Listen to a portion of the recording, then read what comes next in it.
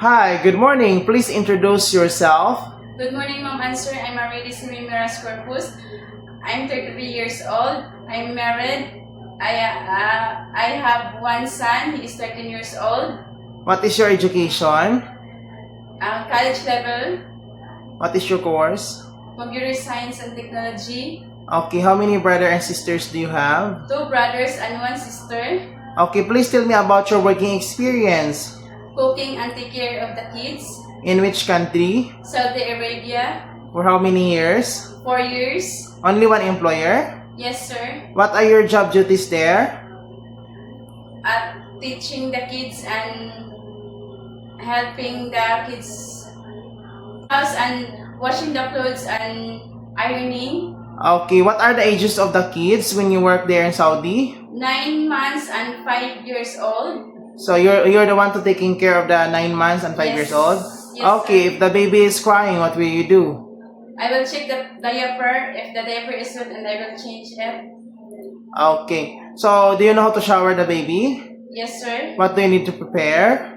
I prepare lukewarm water, towel, and soap. Okay, so what do you need to take care when you bath the baby?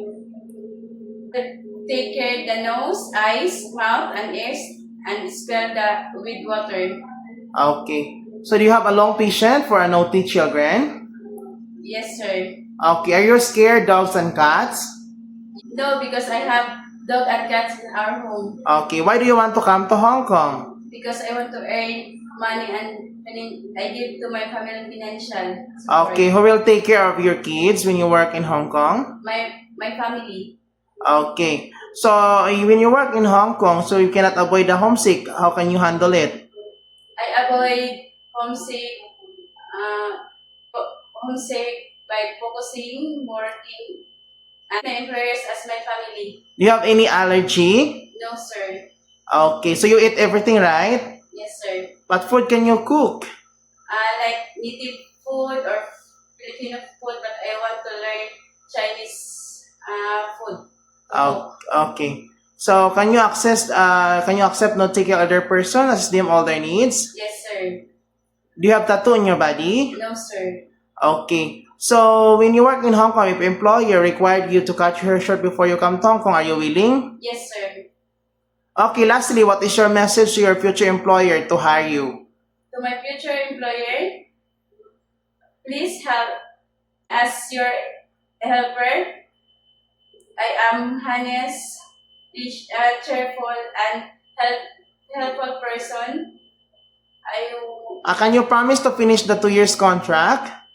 I will promise to finish the 2 years old contract. Can you sing a children baby song? Yes, sir. Like ABC. Okay, can you sing now? A B C D E F G H I J K L M N O P Q R S T U V W X Y and Z. Okay, thank you. So, when employer in Hong Kong, you cannot go for holiday or day off, but will pay you. It's okay for you? Yes, sir. Okay, thank you. See you in Hong Kong.